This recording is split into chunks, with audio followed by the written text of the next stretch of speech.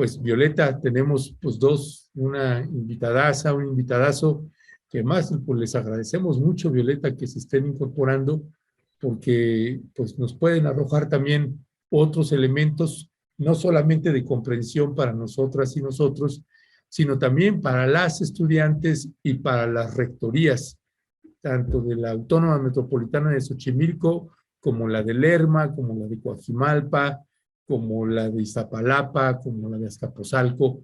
Y ahí, si chicle y pega, y escucha también el rector general de la UAM, en fin, pues de eso trata este conversatorio que vamos a tener con la doctora y con el doctor, y que es precisamente en esta lógica que tanto hemos insistido de darle una oportunidad a la palabra, Violeta. Así es, Ernesto, pues ya están con nosotros la doctora Janet Góngora, muy buenos días, y el doctor Manuel Canto Chac, también muy buenos días. Ya está compartiendo Ernesto Ledesma, el periodista, que hemos tenido algunos problemas técnicos, así es que les ofrecemos una disculpa por el retraso que tuvimos, pero bueno, gracias que nos estén acompañando. La doctora Janet Góngora es socióloga, doctora en educación y coordinadora de la maestría en desarrollo y planeación de educación en la UAM Xochimilco, y el doctor Manuel Canto es sociólogo, investigador en el Departamento de Política y Cultura, también en la UAM Xochimilco. Así es que muy buenos días a ambos y gracias y bienvenidos. Muy buenos días. ¿Y nos escuchan? La doctora Janet, ¿nos escucha bien? Sí, sin problema, todo bien. Gracias, buen día. Muchas Perfecto. gracias. Pues bueno, buenos días, doctora, buenos días, doctor, gracias por tomarnos la llamada. Y bueno, pues iniciar con un planteamiento en la generalidad, doctora Janet Góngora, pues problema, no sé si alguna vez en las UAMs todas habían entrado en un paro por un tema como el que están enfrentando las compañeras y que le están colocando un reflector, como nos parece, nunca antes lo habíamos visto, y que puede generar un precedente y un cambio estructural, no solamente en una unidad, sino en todas las unidades de la Universidad Autónoma Metropolitana. Hemos estado entrevistando a las compañeras, hemos cubierto también las conferencias de prensa que han dado, hemos tenido también entrevistas con la rectoría de la Autónoma Metropolitana y con la secretaria general de la Autónoma Metropolitana de ese plantel de Xochimilco. Tenemos planeado también, y estamos en pláticas, porque tendremos algunas entrevistas con otras rectorías de otros planteles, y nos gustaría, si tuviéramos que colocar, doctora, si tuviera que colocar esta problemática que se está enfrentando con un paro generalizado, ¿qué dimensión darle y cuál es el punto de oportunidad que se está presentando frente a algo que es sistemático, que es el acoso, que es la violencia y la violencia sexual contra las compañeras estudiantes de todas las unidades de la Autónoma Metropolitana? Bueno, muchísimas gracias por la oportunidad de participar. Bueno, a mí me parece que fundamentalmente hoy nos encontramos en una situación histórica, en un momento de grandes oportunidades para la universidad, para poder caminar hacia otros rumbos. Definitivamente creo que lo que hoy estamos viviendo, el paro de las estudiantes, nos hace un alto en el camino y nos tiene que hacer reflexionar sobre el conjunto de prácticas al interior de la universidad. Nos hace también mirar qué pasa con todos los mecanismos de acceso a las mujeres a una vida libre de violencia, de las unidades de género. O sea, hay que revisar a fondo qué está pasando, y el movimiento de las estudiantes nos está diciendo, bueno, las cosas no van bien. Ha habido por parte de las autoridades un reconocimiento de una demanda legítima, pero bueno, hasta ahora lo que hemos estado viviendo todavía es que no podemos tener una mesa de negociación, una mesa de acuerdos, donde se pudiesen establecer las distintas posiciones y también pues abrir este paro al conjunto también de la comunidad universitaria, ¿no? Porque creo que aquí lo que nos están diciendo es lo que tenemos no es suficiente, no nos está funcionando, O sea, porque de hecho en la universidad, ustedes ya a partir de las entrevistas que han realizado y quienes nos escuchan, pues saben que tenemos unidades de género, que tenemos un protocolo para la prevención, atención y sanción de la violencia contra las mujeres. Sin embargo, estos mecanismos no son suficientes, ¿no? Creo que ahí hay un reto y un repensar, pues, el quehacer institucional para poder hacer frente a una demanda, una demanda que es sentida, que es necesario y que no pueden hoy por hoy las instituciones cerrar los ojos. La violencia contra las mujeres, el acoso, el hostigamiento, creo que a partir del movimiento Me Too, las mujeres han dicho basta y lo han dicho de manera sistemática en las calles, masivamente. O sea, no podemos dejar de ver que este paro se da también en un contexto después de una gran marcha, creo que la marcha feminista más grande que hemos tenido por las calles de la Ciudad de México, y esto nos está diciendo, bueno, como una de las grandes planteamientos del movimiento de mujeres es ni una más, ¿no? Y ni una más porque el tema de la violencia es el acoso, es el hostigamiento, es el abuso sexual, la violación y finalmente el feminicidio. Entonces, pues en estos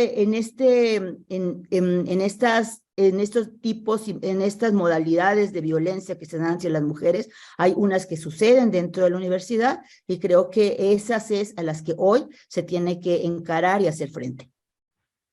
Muchas gracias, doctora Janet.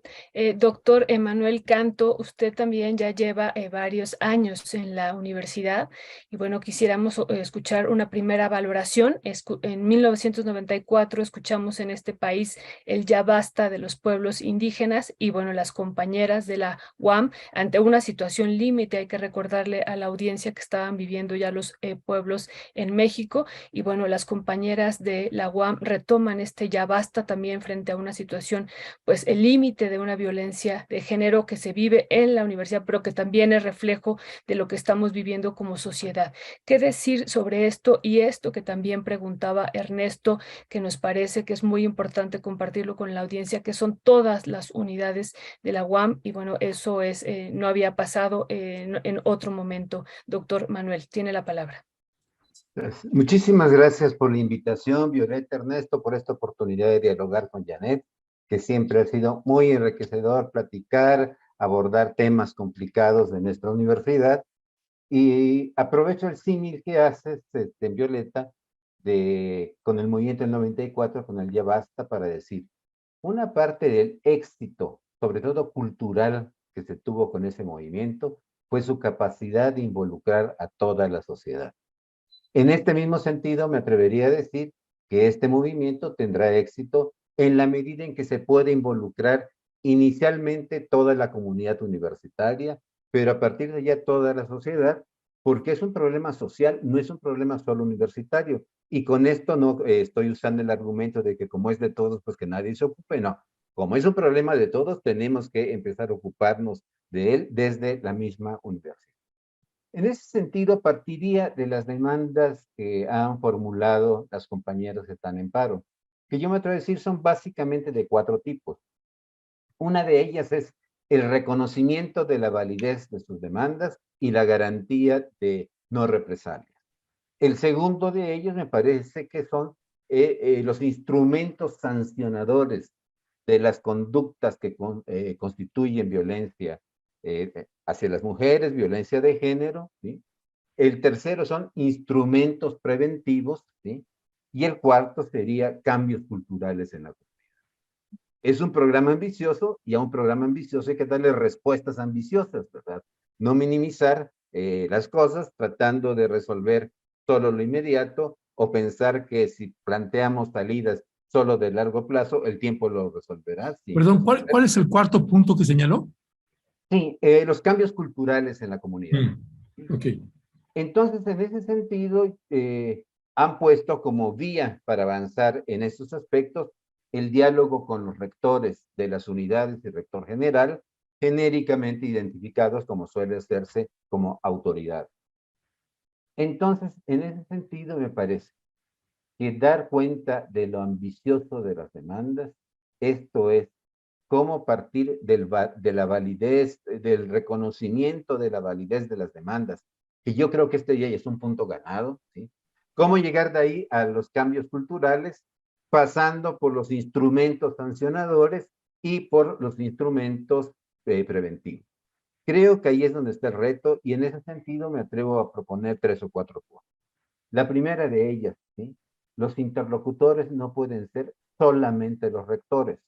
No digo que no sean interlocutores, pero no solo ellos, sino que tiene que ser toda la comunidad, ¿sí? Y la comunidad en la UAM y en otras universidades, pero estamos hablando a partir del caso de la UAM, tiene formas muy específicas de poder expresarse, como son los órganos colegiados. Entonces, en ese sentido, el problema tiene que abrirse a los órganos colegiados y a su vez ellos convocar a sus diferentes representados, estudiantes, profesores, trabajadores administrativos, órganos unipersonales, ¿sí? A participar en la solución de este problema. ¿Por qué planteo esto? Porque por diseño institucional en la UAM los rectores tienen capacidades acotadas, ¿sí?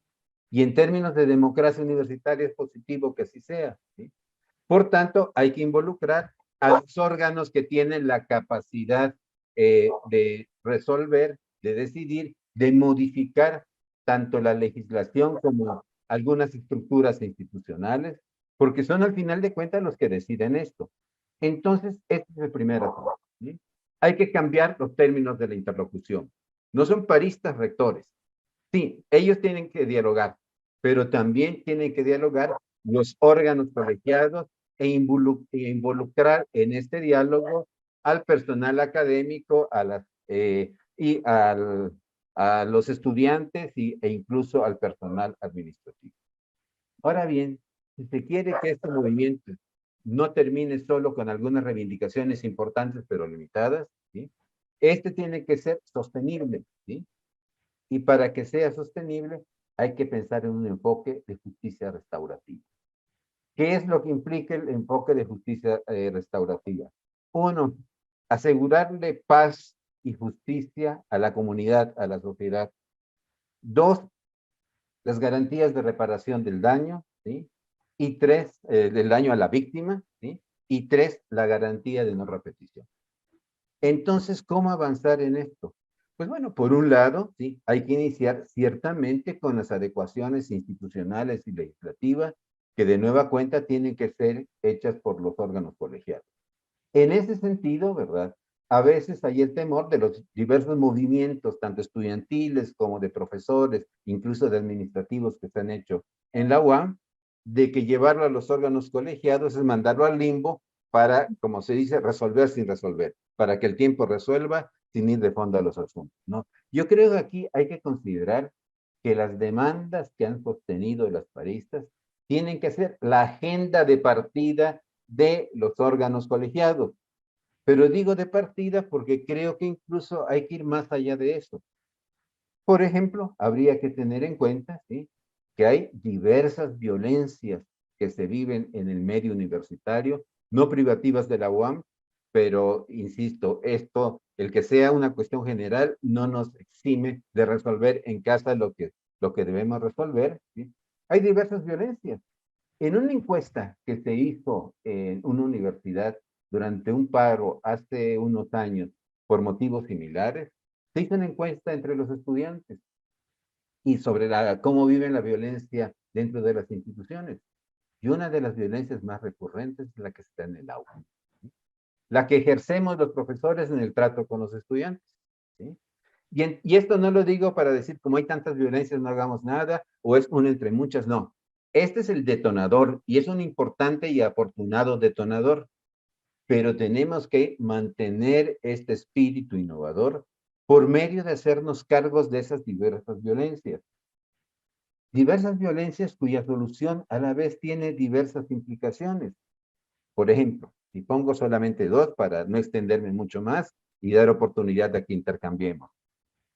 Cuando se pide puentes peatonales para la seguridad de las personas, aquí no son solamente de las mujeres, sino este movimiento en algunas de sus vertientes ha pedido puentes peatonales O bien, en el caso concreto de Xochimilco, que se quiten las bases de los microbuses que están atrás de la misma porque generan zonas de tensión. Hay que ver que ambas tienen implicaciones sociales. Esto es, ¿qué opinarían los habitantes de las unidades habitacionales que reciben los servicios de estos microbuses de que se muevan del lugar? No lo sabemos. Tenemos que preguntarles y tenemos entonces que ser capaces de encontrar alternativas de solución a ese problema específico, pero ubicados en un contexto muchísimo más amplio, en el contexto comunitario. Esto es, la UAM tiene que atreverse a, con ocasión de este asunto y para darle respuestas muy concretas que partan desde ahora, pero que se prolonguen en el tiempo. Hay unas que requerirá mucho más tiempo para su solución. Pues hay que pensar, por ejemplo, en experimentos de microplaneación urbana en el entorno de la universidad para hacerlo entornos incluyentes, entornos de seguridad, donde, como dicen las compañeras, ¿sí?, no tengan miedo de ir a la escuela, ¿sí?, donde la escuela parezca como un lugar seguro, pero no como una isla. Hay que también modificar la idea de la universidad como una isla. Concluyo esto con un ejemplo, ¿sí? Hace unos días, la jefa de gobierno, la fiscal, dijeron que abrirían una unidad para la atención de los delitos universitarios. La reacción fue bastante positiva, pero creo que uno se puede preguntar, el grueso de los delitos sexuales se dan contra mujeres marginales. No digo que en otros sectores no, pero se dan allá. Si están saturadas las fiscalías y no han sido capaces de dar respuesta a este problema, ¿por qué entonces una decisión que incluso las propias mujeres, pienso, ¿sí?, las paristas, consideran discriminatoria? Porque si eres universitaria te damos atención de primera. Si no, te vas a la fila de todas las demás mujeres. Entonces, esto implica pensar el solucionar los problemas concretos que están planteando, pero con una perspectiva que vaya más allá. Hoy por hoy podría decir, esta perspectiva puede ser la de la justicia restaurativa. Perdón por extenderme tanto. No se apure, doctor, le agradecemos mucho la exposición, además con algunas propuestas que se están presentando ahí, además de poder poner los 4 ejes que está usted identificando, que es el reconocimiento de los 4 ejes de las demandas de las compañeras estudiantes, reconocimiento de las demandas y no represalia, instrumentos sancionadores, instrumentos preventivos y cambios culturales, además de estas propuestas. Doctora Janet Góngora, tengo el escrúpulo que de pronto se puede esto alargar muchísimo si no se identifica un mecanismo. ¿Cuál es el mecanismo apropiado para sentarse a dialogar? Que se abra el proceso de diálogo y posteriormente por ejemplo, con esta sugerencia que hace el doctor de involucrar también al consejo, involucrar a todos los órganos, a los maestros, estudiantes, en fin, involucrar a las personas que consideran ustedes dentro de la universidad que tendrían que participar en este proceso de diálogo. Llegar a un mecanismo de acuerdos y a una comisión de verificación para que el cumplimiento de esos acuerdos. Y tengo el escrúpulo, la preocupación de que esto pudiera prolongarse muchísimo. Y no sé si ustedes están pensando también o están en pláticas tanto con alumnas y la rectoría, es decir, si hay un puente de comunicación dentro, en este caso, del plantel Xochimilco, pero si no, también dentro de todos los planteles, las unidades de la Autónoma Metropolitana. Bien, bueno, a mí me parece muy interesante la propuesta que hace Manuel respecto a el asunto de los órganos colegiados. A mí el primer punto, y creo que tendría que ver con lo que planteas, la cuestión de que tenemos paro en las 5 unidades. Entonces, desde ahí creo que más que pasar por los consejos, tendría que ser directamente hacia colegio académico. ¿sí? Para que sea por las 5 unidades y para poder justamente irnos hacia una resolución más pronta y expedita y además con beneficios, porque finalmente un paro así nos tiene que ser un aprendizaje y tiene que ser un replanteamiento de lo que está pasando acerca de los procedimientos que se dan dentro de la universidad. Entonces, ahí me parece que el asunto es ya establecer una urgente mesa de diálogo. Y la mesa de diálogo que están planteando directamente las estudiantes es una mesa de diálogo con la rectoría. Y la rectoría tendría que ser el puente para poder establecer las reuniones con colegio académico, porque el colegio académico no podrían entrar las estudiantes del movimiento en una condición también de desventaja, pues, porque cómo es su representación. O sea, ahí es cómo están ellas representadas. Ellas hoy son colectivas, hoy es un movimiento social, y un movimiento social pues no tiene representación en el colegio. O sea, tenemos integrantes del colegio académico y claro, por supuesto que forman parte de la comunidad universitaria. Pero a mí me parece que lo que están exigiendo, perdón. Sí, nada más una interrupción, pensando en la audiencia que esté o no esté familiarizada en qué es el órgano colegiado, la función y el colegio académico, las funciones para quien no sabe de estas estructuras. O sea, el colegio académico es el órgano máximo de gobierno de la universidad. O sea, nuestro representante legal es el rector general, pero en cuanto a decisiones, que nuestra universidad tiene una estructura colegiada que pasa por consejo divisional, consejos académicos y posteriormente colegio académico. Cada unidad tiene un consejo académico y la rectoría general tiene un colegio académico. Entonces, el colegio académico es lo que corresponde a toda la Universidad Autónoma Metropolitana.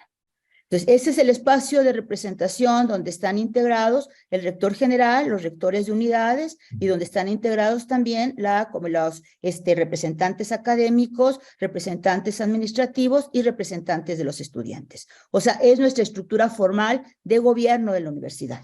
Ahora, retomando, el asunto es, hoy los estudiantes es un movimiento social, un movimiento de colectivas, un movimiento horizontal también, porque no podemos decir, es muy diferente a cuando nosotros hablábamos de un movimiento sindical o de un movimiento popular, que muchas veces tienen liderazgos muy definidos. Creo que hoy el feminismo tiene fundamentalmente una estructura horizontal. Y esa estructura horizontal es una estructura de colectivas. Y en esa estructura de colectivas y de acuerdos, donde hoy hay movimiento de las estudiantes en todas las unidades y tienen paradas todas las unidades como una forma de reclamo, planteando ahí sus demandas, yo sí considero que es muy importante abrir un diálogo directamente con la rectoría general. Y desde ahí establecer los acuerdos para ver en qué términos se pasa a colegio académico, ¿sí? Porque también ya se vivió una situación similar en la universidad, en la UNAM, y también se tuvo que llegar a establecer esta mesa de diálogo. Entonces, estamos deteniendo mucho la mesa de diálogo. O sea, para poder pasar, hay que concentrarlo en una sola mesa. Tenemos todas las demandas dispersas. Sí, me parece muy adecuada la organización, las demandas que nos presenta Manuel, parece muy importante, como los tipos, hay una organización. Creo que tendría que retomar desde la rectoría todas las demandas y responder realmente como una sola universidad, porque tenemos unidades, pero somos una sola universidad. Y desde ahí establecer qué es lo que vamos a hacer respecto a los instrumentos sancionadores o las medidas sancionadoras, ¿sí? Que más bien son los mecanismos de sanción y los procedimientos de sanción, porque ahí estamos atorados en un tema. Yo estoy muy de acuerdo, y no hemos platicado antes con Manuel acerca de que hay que meter el tema de justicia restaurativa. Me parece que al interior de las universidades, al interior de las escuelas, es muy importante hablar de justicia restaurativa. ¿Por qué? Porque tenemos hoy, y lo que se ha desarrollado es la justicia administrativa fundamentalmente. Por eso el tema de la violencia contra las mujeres se lleva a la comisión de faltas. Y la comisión de faltas fueron fundamentalmente mecanismos diseñados en términos administrativos. Y la violencia contra las mujeres no es un tema administrativo, o sea, es un tema de derechos humanos. Y los derechos humanos no se pueden resolver en las comisiones de faltas. Y donde también, ¿por qué? Porque cuando hablamos de derechos humanos, estamos hablando también del principio pro persona y estamos hablando también de un tema fundamental que son cuando la justicia tiene que partir de la víctima. Por eso el movimiento feminista parte de yo te creo. O sea, si yo te creo, hermana, el mensaje es, a ver, estamos partiendo de una condición de desigualdad. Estamos partiendo también de una desigualdad histórica, estructural, que es lo que nos ha enseñado el movimiento Me Too. O sea, nosotras las mujeres no llegamos en las mismas condiciones a la justicia que los hombres. La manera en que hoy se plantea dentro del propio marco normativo internacional y nacional, la Ley General de Acceso a las Mujeres a una Vida Libre de Violencia, la Ley de Víctimas, el Código Penal, el Código Civil, están estableciendo procedimientos específicos para lo que es la atención de la violencia contra las mujeres. Y ahí está el otro tema, la justicia penal. O sea, la justicia penal no opera dentro de la universidad, sin embargo, no podríamos juzgar a una persona 2 veces por el mismo delito, en términos de justicia administrativa y en términos de justicia penal. Entonces, a mí me parece que hay todo un tema muy profundo. Hoy se están revisando al interior de la universidad ya, hay una comisión de colegio académico que está revisando protocolos y esos protocolos hoy tendrían que estar revisados con una perspectiva de derechos humanos. Y incluir y empezar a pensar el tema de la justicia restaurativa. Porque la justicia restaurativa nos da la posibilidad de realizar una reparación del daño dentro de la propia universidad, con los mecanismos de la propia universidad, y además, bueno, hacer público el hecho de que exista un profesor acosador o que existe un estudiante acosador, el hecho de hacerlo público, el hecho de enfrentar el asunto también incluso de la disculpa pública por parte del acosador, estamos hablando de mecanismos de justicia restaurativa, ¿sí? Con compromisos muy claros. Y esto no nos lleva directamente al tema de justicia penal. Sin embargo, hay temas como el tema de la violación que directamente tienen que ser de justicia penal. O sea, la universidad incluso está obligada a que cuando sabe de un tema de violación, tiene que ir al Ministerio Público, porque no podemos ser cómplices de la violación. O sea, eso está muy claro hoy en los procedimientos jurídicos. O sea, porque tuvimos que sacar el tema de la violencia del ámbito doméstico. No es un tema privado, es un tema público la violencia contra las mujeres. Y haber llegado a construir eso yo no puedo ver que a mi vecina le estén golpeando, que a mi vecina le estén violando y no hacer nada. Tengo que denunciar y esa denuncia es válida, ¿sí? Entonces, ¿qué ha pasado hoy en nuestras universidades? Las estudiantes, las trabajadoras han optado por la vía administrativa. ¿Por qué? Porque desafortunadamente en nuestro país no tenemos confianza en las instituciones públicas y no tenemos confianza en el Ministerio Público y en todos los procedimientos de administración de justicia. Entonces, lo que se ha avanzado en términos de poder tener centros de justicias para las mujeres, lo que hemos avanzado en ministerios públicos especializados. Hoy lo que tenemos en la Ciudad de México, que se anunció la semana pasada, un centro especializado para lo que va a ser la justicia, el tema de violencia contra las mujeres en educación media, superior y superior. Nos están diciendo, hay instituciones que están trabajando. Hay que trabajar, hay que mejorar esas instituciones, sí, ese es un campo externo, es algo en que muchas feministas también estamos trabajando en esto, pero también al interior de la universidad tenemos que ver qué sí le compete a la universidad y qué no. ¿Es competencia de la universidad la justicia penal? Claro que no. No puedes la universidad, ni la comisión de faltas que tenemos, ni los órganos colegiados pueden convertirse en tribunales. O sea, esto tenemos que tener mucha claridad, que sí le toca a la universidad. ¿Le toca a la justicia administrativa hasta dónde? O sea, yo me pregunto cuestiones en términos de justicia administrativa, incluso de que nosotros no tenemos al interior de la universidad un órgano interno de control, ¿sí? No tenemos tampoco al interior de la universidad una función pública. Y tampoco tenemos el acceso que se tendría a todos los mecanismos de justicia administrativa que sí tienen las dependencias de gobierno federal. Y nosotros, por la autonomía, no tenemos eso. O sea, tenemos tenemos abogado general, y de abogado general tenemos lo que tiene que ver con todas las comisiones de faltas.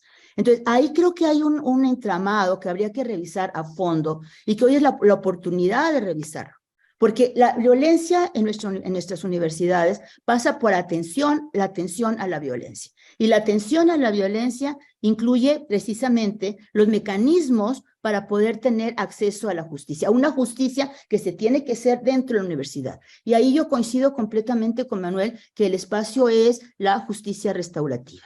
O sea, desafortunadamente, y no solo en la UAM, hay que decirlo, en todas nuestras universidades nos hemos ido por la parte de la justicia administrativa, ¿sí? Y ahí habría que repensar, porque los protocolos no están funcionando, y no es la UAM, es el conjunto de universidades de nuestro país. O sea, yo tuve la oportunidad de revisar 52 protocolos de universidades de la NUYES, y entonces esta falta de alineación también con toda la legislación nacional. O sea, parece ser que tuviésemos un mecanismo interno para atender la violencia contra las mujeres, que está ajeno a la ley de acceso a las mujeres a una vida libre de violencia, que está ajeno a la ley de igualdad, que está ajeno a la ley de víctimas, que está ajeno al Código Penal, al Código Civil. Entonces, no tenemos una alineación en términos normativos y en términos jurídicos en todos los procedimientos. Las se mencionan, sí.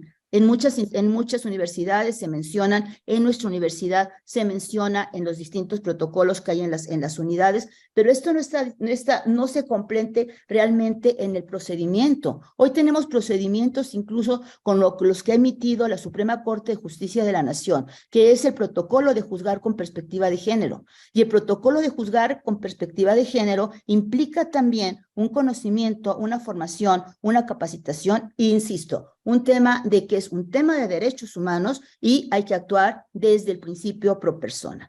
Esto no se ve incorporado en nuestros protocolos y menos en el asunto de la formación jurídica de nuestros abogados en las universidades.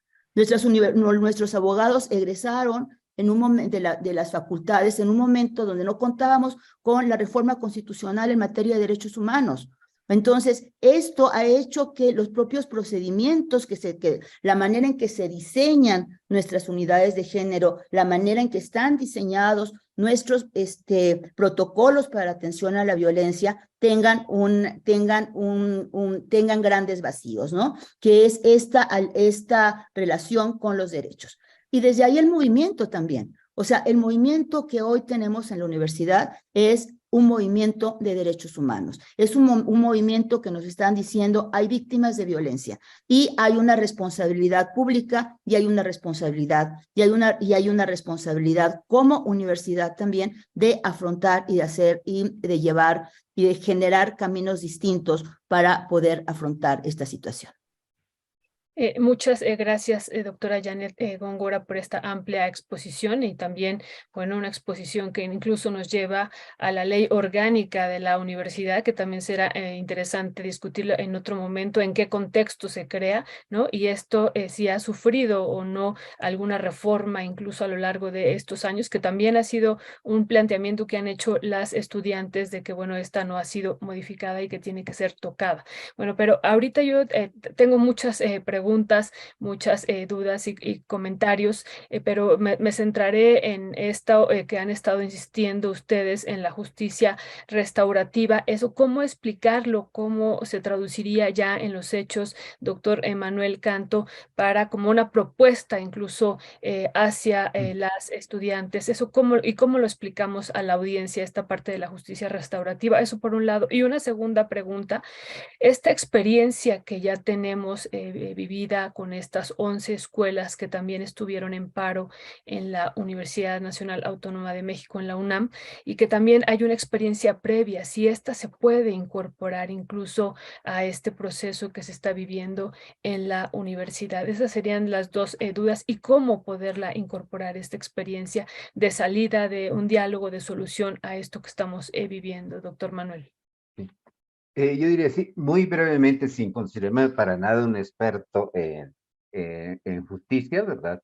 Pero me atrevo a decir 4 características de la misma. Una, sí, no piensa solo a la persona, al individuo, sino a la sociedad, lo cual no quiere decir que niegue a la persona, ¿verdad? Que ese es el segundo elemento, ¿sí? O sea, es una comunidad, a la sociedad, a la que se le tienen que dar las garantías de justamente la vigencia de todos sus derechos, de los derechos humanos, como bien ha expresado Janet.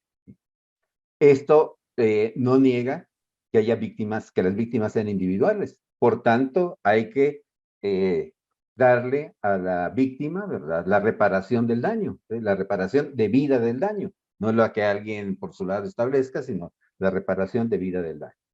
Pero además hay que asegurarle a toda la comunidad la no repetición del hecho, ¿sí? Algunos lo llevan a un cuarto nivel, que es la reconciliación entre la sociedad. Bueno, esto es. Ahora, ¿cómo se puede traducir esto en concreto? Me lleva a un problema muy, muy específico. La estructura organizativa institucional de la UAM es bastante compleja. No se entiende a las primeras de cambio, y yo diría, es afortunadamente compleja, ¿sí? Porque implica que hay limitaciones a todos los órganos. No hay ningún órgano, ningún rector que pueda decir, yo decido tal cosa y se hace.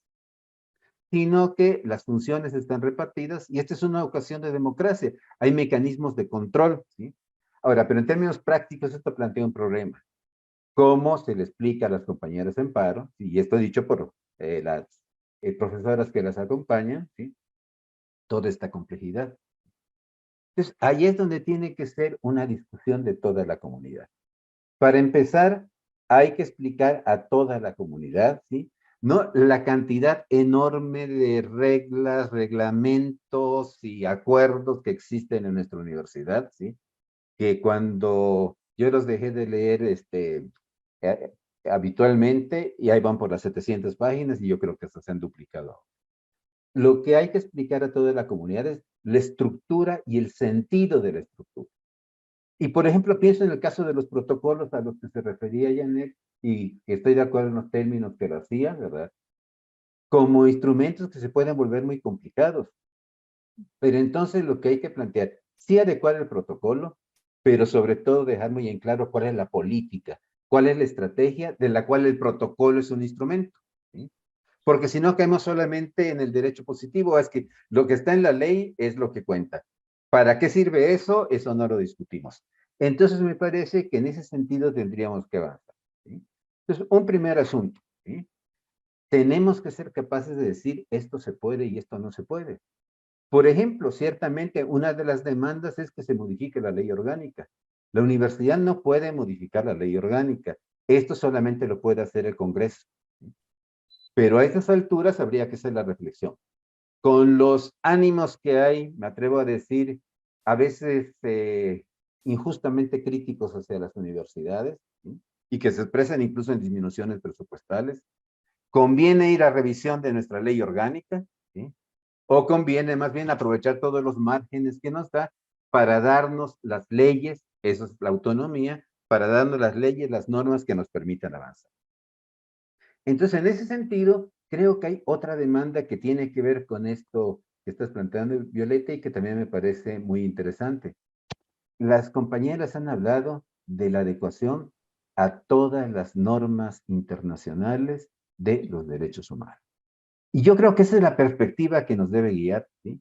Porque los derechos humanos son también derechos de género. Los derechos humanos son también derechos de la diversidad, que es algo que también no sale habitualmente, pero que tenemos que empezar a discutir las violencias que se ejercen en las universidades hacia las diversas formas de preferencias, llamémoslas así, ¿verdad? Porque incluso todavía no tenemos el lenguaje muy preciso para referirnos a lo que algunos sectores llaman las preferencias no binarias, ¿sí? O sea, no hombre-mujer, pero que forman parte de todo el asunto de la discusión sobre género. Bueno, entonces en este sentido, ¿verdad? Decías cosas concretas. Yo creo que a corto plazo hay que crear una instancia universitaria, y esto lo puede hacer el, el colegio académico. Ya se podría discutir si es dentro de la Defensoría de los Derechos Universitarios o aparte, una instancia académica, perdón, una instancia que sea de las 5 unidades, porque hay problemas que tienen que ver con cada unidad y hay problemas que tienen que ver con todas las unidades. Yo creo que efectivamente, como decía Janet, el colegio debe dar la línea, debe dar la agenda y el método, ¿sí? Y las unidades en lo que les corresponda bajarla a los consejos académicos, que son los órganos colegiados a nivel de unidad, ¿sí? Y estos a lo que sería la base primaria de organización de la universidad, que son las divisiones. En cada uno hay un órgano colegiado. Frente a cada órgano unipersonal hay un órgano colegiado. ¿Sí? Entonces, el colegio académico tendría que tener la capacidad de decir, asumo esta agenda, la enriquezco, ¿sí? Porque sería con la participación de toda la comunidad, ¿sí? Y tomar decisiones muy urgentes que anuncien que se va por el camino correcto. Estaba planteando una de ellas, una instancia especializada para conocer en específico los asuntos de violencia de género, ¿sí? Que debe tener, me parece, 5 características. Uno, la de atención adecuada a la víctima, ¿sí? O sea, una persona que ha sido violentada, ¿sí? Pues llega en un estado terrible y hay que saber cómo se le recibe, cómo se les, digamos, darle soporte a la persona así. Hace unos días una persona que fue una compañera maestra joven, que fue consejera, decía, a ver, cuando nos llegan los casos a la comisión de faltas, ¿qué le preguntamos a una chica violentada? Pues por supuesto que esto requiere una atención especializada que no se la pueden dar los órganos académicos, que su función es justamente organizar la vida académica. Entonces hay que dar la atención adecuada a la víctima, ¿sí? Hay que darle acompañamiento para su denuncia. Esto es, hay que judicializar los procesos ahí donde sea necesario, ¿sí? Y para esto, incluso la universidad, esta instancia, debe tener la capacidad de solicitar la coadyuvancia, solicitarla a nombre de toda la universidad, para tener acceso a los expedientes y a todas las cosas que se sigan de la denuncia, ¿no? Incluso plantear mesas de trabajo con las fiscalías, porque todos nosotros lo sabemos, los casos de violencia sexual son tantos, ¿sí? Que no se dan abasto, ¿sí? Y que entonces se van rezagando y rezagando, y esta instancia, si obtiene la coadyuvancia, que esto implica la aceptación de la víctima, que sí sea coadyuvante, tendría que ser capaz de solicitarle con todo el peso institucional a la fiscalía, creemos mesas de trabajo, para ver cómo van los casos específicos, ¿verdad? No sea que a los 3 años digas que sí hubo algún problema. Y cuarto, ¿sí? Emitir dictámenes que tengan validez dentro de la universidad y que sean un criterio de orientación del órgano colegiado. Esto es, si el Consejo Divisional, que es la célula organizativa básica de la UAM, ¿sí? Si el Consejo Divisional se le presenta una falta y esta va directamente a esta instancia, que puede ser a través de las unidades de atención a la violencia de género, cualquiera de los otros instrumentos ya constituidos, ¿sí? Entonces esta comisión, esta instancia, con los saberes adecuados, tanto jurídicos como psicológicos y de los que sea necesario, puede emitir un dictamen sobre el cual se pueden basar los órganos colegiados para decir, dado que el dictamen está que se cometió una falta de tal magnitud, entonces imponer la sanción correspondiente. Sin tener que ir al expediente de las víctimas y todo, que efectivamente es una forma de revictimizar, pero además no se le puede pedir a los representantes, tanto profesores como estudiantes, ni órganos unipersonales, que tengan todas las capacidades para enfrentar adecuadamente los casos. Esto urge hacerlo. Esto se puede hacer en una sesión de colegio, ¿sí? Por supuesto, ¿verdad?, que podría mediar un diálogo con toda la comunidad, pero sabemos que cuando es necesario, el procedimiento puede ser expedito. Pero hay otras de largo plazo, ¿sí? ¿Cómo incorporamos estos temas a la currícula de los planes y programas de estudio? Que esto no es nada más meter un cursito sobre género, un cursito sobre feminismo, no. Es cómo abordar los problemas de fondo. ¿Y cuáles son los problemas? Derechos humanos, ¿sí? Violencia, ¿sí?, en todas sus manifestaciones. Esto implica una discusión muy a fondo, porque podríamos decir en las ciencias sociales es relativamente fácil. ¿Y cómo lo hacemos en las ingenierías y en las ciencias biológicas? También se puede hacer, pero esto implica un proceso de creatividad fuerte que a su vez implica tiempo, ¿sí? Entonces,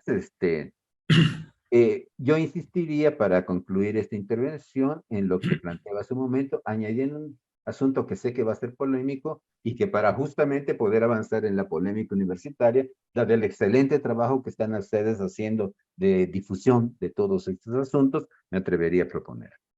Esto es, ¿sí?, hay que tomar medidas de muy corto plazo que se pueden hacer, que indican que se está en el camino correcto, ¿sí?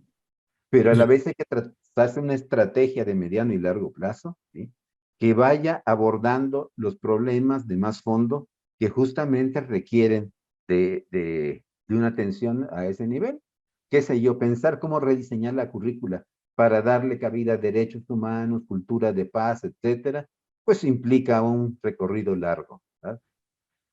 Ya. Entonces, en ese sentido, ¿verdad?, incluso discutir las que no son alternativas muy, muy ciertas hasta donde está apareciendo ahora. Pongo un ejemplo. Digamos, hay mucha parte de la comunidad que está Doctor, nada más para interrumpirle, nos queda poco tiempo para terminar la concluye en mesa, un minuto. entonces, si pudiera concluir para darle Sí, oportunidad a la doctora y que usted, claro. ambos puedan tener un cierre. Sí, claro que sí. Sí, decía, hay ciertas medidas que se plantean, pero que no siempre son eficaces. Por ejemplo, iluminar los espacios nocturnos cuando cuando todavía la comunidad está en clases, etcétera.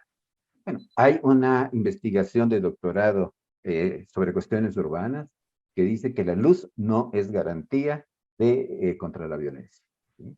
Entonces hay que estudiar bastante las medidas. El punto que quería plantear es, hemos estado insistiendo, creo que Janet ha estado de acuerdo, hemos estado de acuerdo, pues Janet y yo, en que la comunidad tiene que participar. Pero para que participe la comunidad, tienen que estar dadas las condiciones. Hay una primera condición, hay que plantearse cuándo se podrá empezar a trabajar de nuevo con las instalaciones abiertas.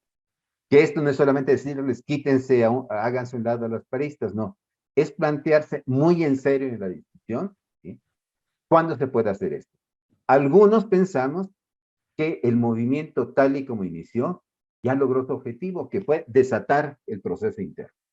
Entonces falta que intervenga la comunidad y entonces la comunidad requiere de instalaciones para en lo cotidiano poder ir haciéndose cargo de esta problemática que fue afortunadamente puesta de relieve por los compañeros que hoy están. Ya. Pues, doctor Miguel Canto, muchas gracias. Manuel. Doctora Janet, para terminar, Janet Góngora, una reflexión o un llamado final también de algo que no hayamos atinado o que también por falta de tiempo no hemos atinado a preguntar, ¿con qué cerraría? Bueno, a mí me parece que hay una cuestión que son los mecanismos, o sea, todo lo que hemos hablado ahorita, que hemos hecho hincapié mucho más en el tema de los protocolos, pero también hay condiciones como es la misma estructura de las unidades de género. A mí me parece que un tema que hay que revisar es que las unidades de género son nombramiento hasta hoy de los rectores generales, ¿sí? De los rectores de unidades. Entonces, cuando hemos creado todos los mecanismos que tienen que ver con la justicia para las mujeres, hemos tenido muy claro que tienen que tener cierto grado de autonomía, ¿sí? Y las unidades de género no tienen ese grado de autonomía. ¿Qué sucede? Al ser nombradas directamente por los rectores, entonces obedecen a los intereses de los rectores. Entonces, habría que revisar ese mecanismo de nombramiento de las titulares de las unidades de género, que es esta parte que yo le llamo de rediseño institucional, o sea, ver cómo se da este nombramiento, porque necesariamente tienen que tener mayor autonomía, ¿sí? Para poder garantizar también un proceso de atención a las víctimas de manera más transparente y más clara. La otra es la cuestión que tendría que ver con los recursos que se requieren para atención a la violencia, o sea, un tema que es fundamental. O sea, necesita en el presupuesto universitario tener mucha claridad respecto a qué sucede respecto a la prevención, cuál es el recurso de la prevención. O sea, porque se ha dicho, se han hecho cursos, se han hecho talleres, pero bueno, transitando por las unidades, estando en contacto también con los espacios que tenemos en la web, pues no se ve cuáles las campañas permanentes que tenemos que tener. Y una campaña fundamental es promover la denuncia, porque creo que un gran problema de la violencia es que no hay denuncia, ¿sí? Y lo sabemos. Incluso el hecho de optar por lo administrativo y no por lo penal tiene que ver con esta falta de confianza en las instituciones. Y las mujeres cuando denuncian es cuando ya hay una situación muy crítica. No siempre se denuncia.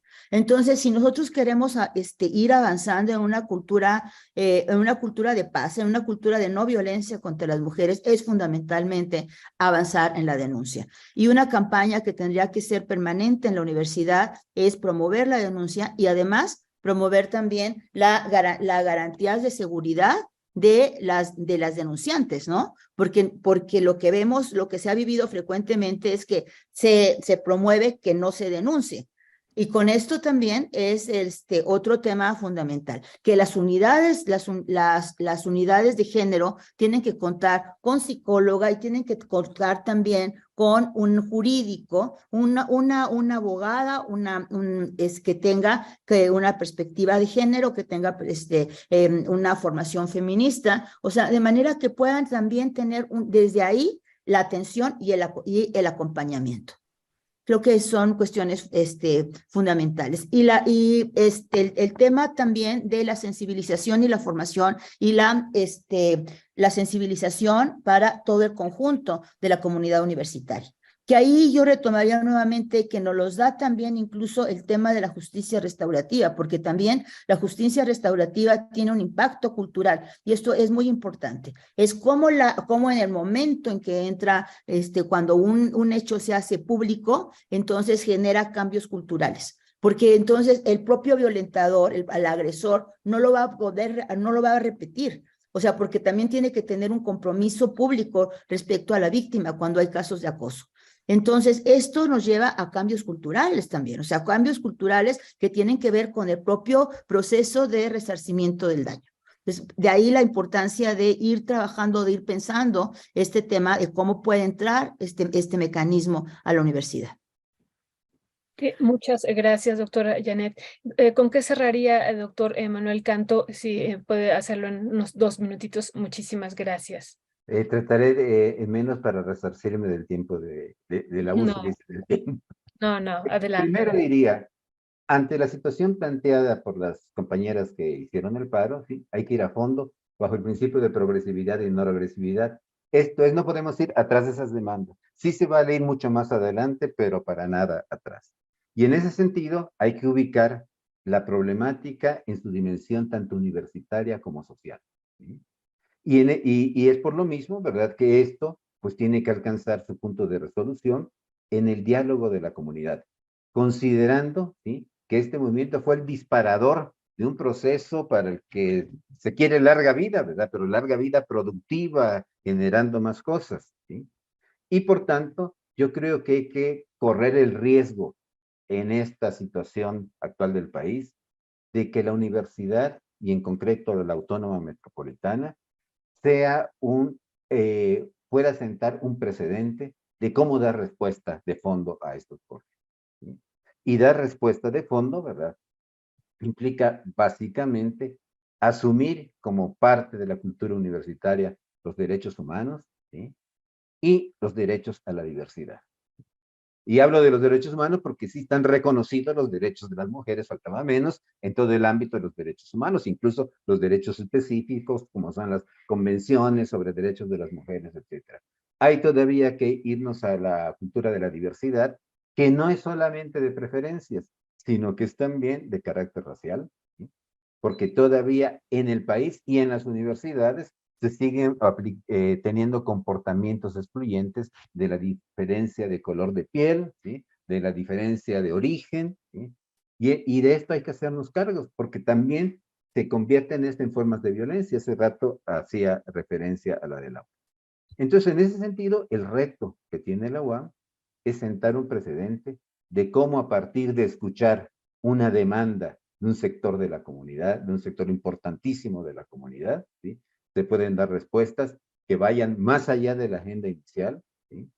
Y que sean un precedente que tenga capacidad de ubicarlo en su ámbito social y ámbito social concreto.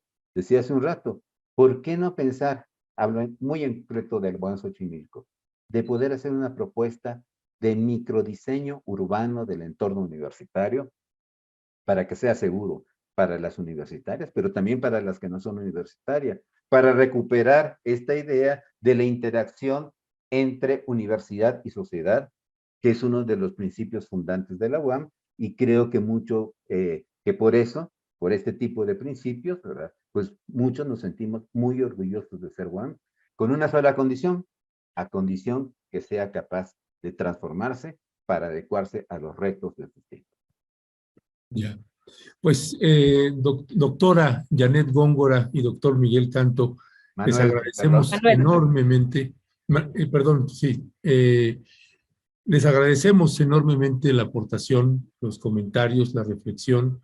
Nos llevamos ahí muchos puntos, estas propuestas también del doctor Canto, de interlocutores, no solo los rectores, sino órganos colegiados, y ampliado por el comentario de la doctora con el colegio académico, más bien esta parte de la justicia restaurativa, me parece también un tema central, nodal, esta justicia restaurativa y pues otra reflexión sobre la violencia que está también dentro de las aulas, esta interacción de los profesores con las estudiantes, estos comentarios también que nos parece también que le da una dimensión amplia a la problemática que hacía la doctora Góngora sobre entender que es no solamente un movimiento social, sino además que las compañeras han construido un movimiento horizontal con estructuras de las colectivas. En fin, hay muchos temas que nos están colocando aquí. En verdad les agradecemos muchísimo porque se está abordando la problemática, colocan elementos para abordarlo con un sentido de profundidad y atender el problema de manera más estructural y no solamente casos aislados o de emergencia. Así que, en verdad, muchísimas gracias. Les agradecemos que nos hayan dado también una oportunidad a la palabra. Un agradecimiento por el importantísimo trabajo que están haciendo Violeta y Ernesto. Y mucho gusto de haber platicado contigo de nueva cuenta de las muchas pláticas que hemos tenido ya. Igualmente, Manuel. Gracias, Violeta, Ernesto, y bueno, y muchísimas gracias también por dedicar un espacio de su programa a nuestra universidad, porque ahí tenemos hoy enfrente un tema de difícil resolución y que bueno, lo más importante es poder llegar a un diálogo, acuerdos, y que ya se sienten ahora sí en una mesa de diálogo y de trabajo con propuestas de resolución a corto plazo. Muchas gracias por su espacio. Muchas gracias a ustedes, doctora Janet Góngora y doctor Manuel Canto. Muy, muy lindo día y estaremos buscándolos en otro momento. Gracias por ponernos este análisis tan profundo y de gran complejidad. Es un gran reto también para nosotros, para lo que viene, así es que muchísimas gracias. Pues gracias a los dos. Pues Violeta, una extraordinaria intervención de la doctora Góngora y del doctor Canto, y que eso es precisamente lo que estamos intentando abrir aquí, precisamente esta oportunidad a la palabra. Colocan muchos elementos para atender el problema de fondo de manera más estructural, y que pues suponemos y esperamos que también las compañeras estén escuchando este programa, que las autoridades universitarias estén escuchando este programa, y me atrevería a decir no solamente las autoridades de las unidades de la Autónoma Metropolitana y de la Rectoría General, sino de la UNAM y de todas las universidades, porque en todos lados pues tienen una problemática muy parecida. Así que pues atender el problema de forma estructural, esta oportunidad que están dando las compañeras a la hora de organizarse de esta manera, y que ojalá ellas y los profesores y las autoridades universitarias pues le den una oportunidad a la palabra y se den la oportunidad de sentarse y no dejar pasar esta oportunidad, porque créanos, con base a la experiencia, son películas que uno ha visto de alguna manera. Claro, son películas distintas, pero varias se parecen, y a veces los tiempos y los momentos, cuando no los tomas ahí para que se vuelvan a presentar, se lleva otro tiempo. Y pues ahora lo que uno va construyendo, tanto las compañeras como la responsabilidad de las autoridades, ya no solamente es dentro de la Universidad Autónoma Metropolitana en sus unidades, sino ya también les trasciende, porque pensamos en nosotros que le hemos dado un seguimiento a este caso, a estos casos que se abrieron, pues se está abriendo y construyendo una posibilidad que incluso trasciende a la Autónoma Metropolitana. Ojalá lo puedan ver en su justa dimensión. Ese es mi punto de vista, Violeta, y pues una reflexión final para pasar a la siguiente entrevista.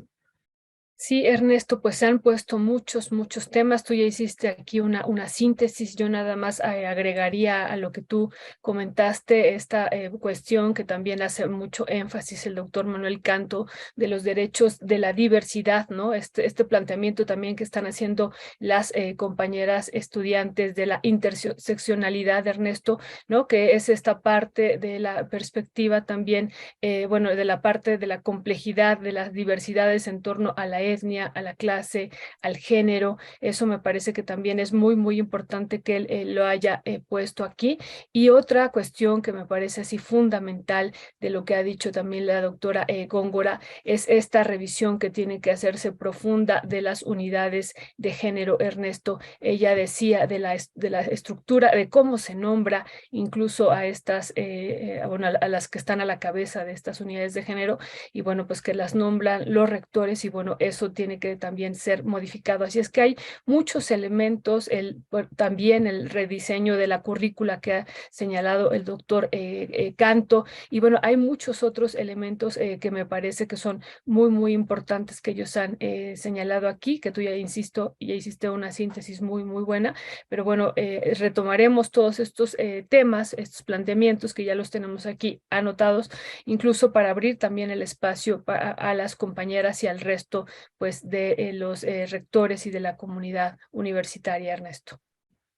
Así es, Violeta, pues vamos a seguirle dando una oportunidad a la palabra a todas las y los involucrados, y de verdad celebramos, Violeta, yo celebro muchísimo que pues haya aportaciones tan interesantes con un sentido de profundidad que pues ya esperaríamos que en otras universidades también se pudiera estar abriendo estas posibilidades, y que maestros y maestras como las que hoy tuvimos aquí a cuadro, así como el rector y la secretaria, que también han hecho unas aportaciones y una mirada bien interesante a un desafío que han presentado de manera brillante las compañeras de la universidad, pues de las distintas unidades, iniciando con las de Coajimalpa y luego la unificación de todas. Así que, pues sí, una felicitación a las y los actores, por lo menos con quienes hemos tenido oportunidad de conversar, y vamos a ver qué sucede más adelante. Violeta,